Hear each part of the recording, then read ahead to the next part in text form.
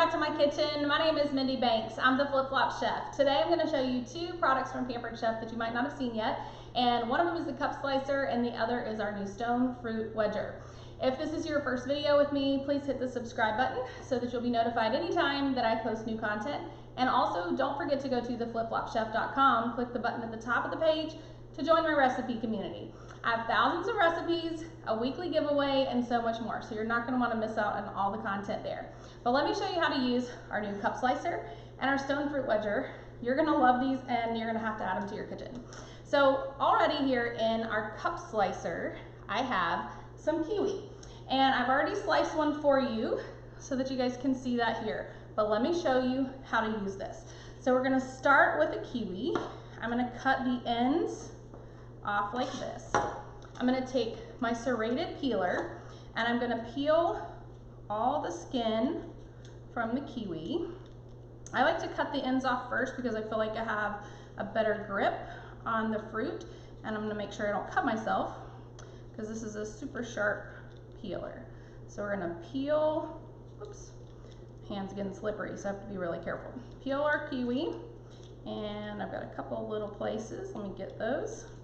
And then this is where you're going to see the magic happen. So let me toss the trash here, and we're going to take the cup slicer off of the base. You can either do this right on the base or on the cutting board, whichever you like. So I'm going to show you on the base, and we've already got one in the cup, so we're just going to press straight down and check that out. We have a whole cup full of sliced kiwi. Look at this. Isn't that perfect? So that is the new cup slicer. Let me wash my hands and dry them off so I don't have slippery hands when I show you the stone fruit wedger. I have a couple of nectarines here. I wish I had about 15 more of these. Christian ate most of them as soon as this product came in, and so there's 2 left. And I said, please leave me 2 for my demo, and then you can eat them after that. So I'm not even gonna get to eat these because he has already claimed them. So with our stone fruit wedger, this is something that you can use on plums, peaches, nectarines, pluots, which is a cross between a plum and an apricot. Sometimes they're called dinosaur eggs. They're really good, and they do have a pit very much like a peach. So we're going to take the wedger and you're going to line it up in the center of the fruit and then just sort of rock back and forth. This one is super ripe, which you can tell that I have waited a little bit too long to show you guys how to do this, but this is where the pit is. And there's not a whole lot of fruit left on the side of that, but if you feel like you're wasting any, you can just kind of eat off of the side of that if you want.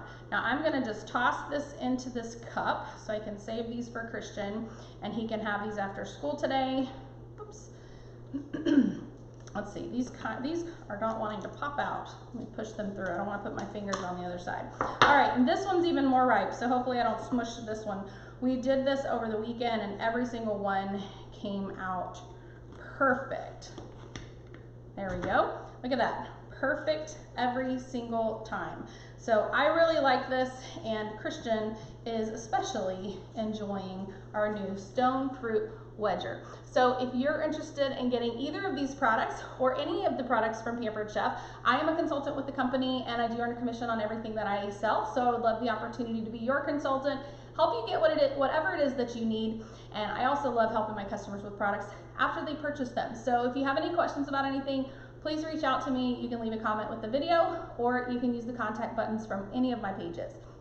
Don't forget to subscribe while you're here, and also go to theflipflopchef.com. Click the button at the top of the page to join my recipe community so you have access to all of those other recipes and more.